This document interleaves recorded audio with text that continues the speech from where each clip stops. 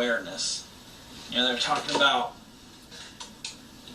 at the age people start becoming aware of their awareness and of their self-being or whatever, and at the end they're saying it is awareness aware of itself.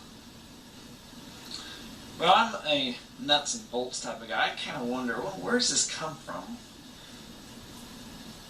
Where did it evolve from? Where does it go to or evolve to?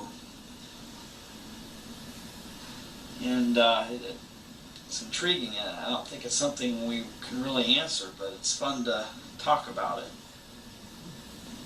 I guess it's like a slate where awareness is so ingrained with our bodies and our brains. If I had an injury and lost memory, like it does happen with some people, it's my awareness does not retain that memory. It's gone. It's lost. That's the part of me that thinks awareness is just simply an artifact of our minds. Awareness. Well, there's a thorny issue for you.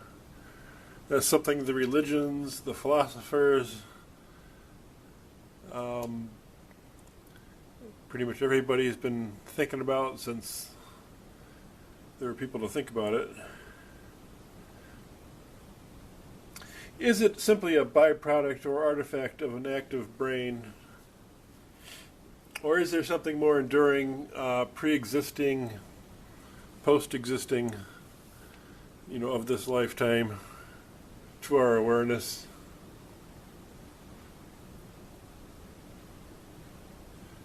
Well, certainly I hope for the latter, whether that's just wishful thinking or not. We all, hope, I shouldn't say we all, but presumably most of us, certainly hope that there's more to this life than just the life and death of this animal that we're inside of. The ultimate, of course, would be personal experience. If one could have one's own OBE, out-of-body experience, where you see yourself sitting on the couch, or wherever you were, and you're out of your body looking at yourself and travel beyond the house, and that would be pretty good proof for most of us. That's something I always was seeking to experience. Near-death experiences, similar idea. You're in the hospital and you hear what's going on in the hallway between the doctor and your relatives outside the hallway. There's hundreds of accounts like that. Or any other experience that breaks the mold of, a brain-based consciousness. A brain-only based consciousness, I should say. So possibly even, deja vu and other experiences that break the mold might fit in there.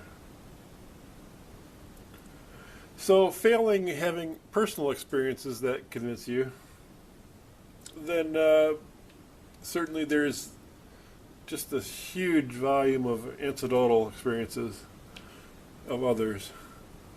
And I know that's not convincing if someone wants to be a skeptic. Certainly, even if a million people say something, it doesn't mean it's true. But there certainly is just this ocean of experiences from other people that we can see on YouTube and wherever else we want to look. Past life memories. There was a boy in India who, this was featured on TV, years ago, maybe even a decade ago. This boy in India who recalled his former life pretty clearly. He was constantly telling his family about this and that. And he had lived his former life in another town that wasn't real close, but it wasn't super far away from the town he lived in now. And he was telling his parents about the streets and people he knew and etc. finally he got his parents to take him to that town where he, had to live his last life in, and he was able to show his parents around. That this street does exist. This street here, this person even still exists. This person who knew me in my former life, still alive, and here he is to talk to. And it all seemed pretty convincing. There's been other experiences like that too, and possibly if I searched YouTube, I could find some of these. There's also the topic of pre-life experience, where people claim to know of a time where they were making decisions just before getting born. And take that for how many grains of salt you want.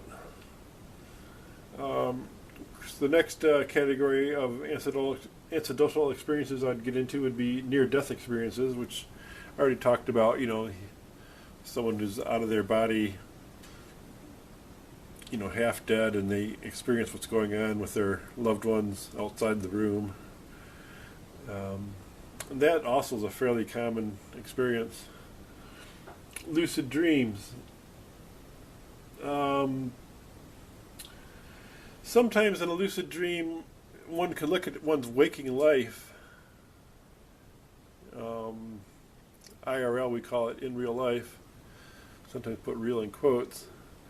Where you look at your real life when you're in a lucid dream state, and your real life really looks like a dream. And your lucid state seems like the real reality. Again, you're within your brain, so maybe that doesn't totally break the mold, but I don't know. There's some experiences in lucid dreaming one can have that are going to at least stretch your paradigm a little bit. That's why I've always encouraged lucid dreaming and keeping a dream diary, because it's really the most accessible for most of us. Way into another reality. Stretch our boundaries a little bit. And then beyond the lucid dreaming, some people claim that out-of-body experiences are just a form of lucid dreaming, and vice versa. But some people can have OBEs, out-of-body experiences, without being asleep, in a sitting meditation pose. And this goes on to remote viewing as well, I suppose. But some people are able to, get out of the body, look back at their own body, supposedly. So that would be like one step beyond a lucid dream, where you're able to do it consciously. So again, no real proof that I can give you or anybody can give you. Certainly the religious and the metaphysics have been around that forever. Interesting stuff to contemplate, though.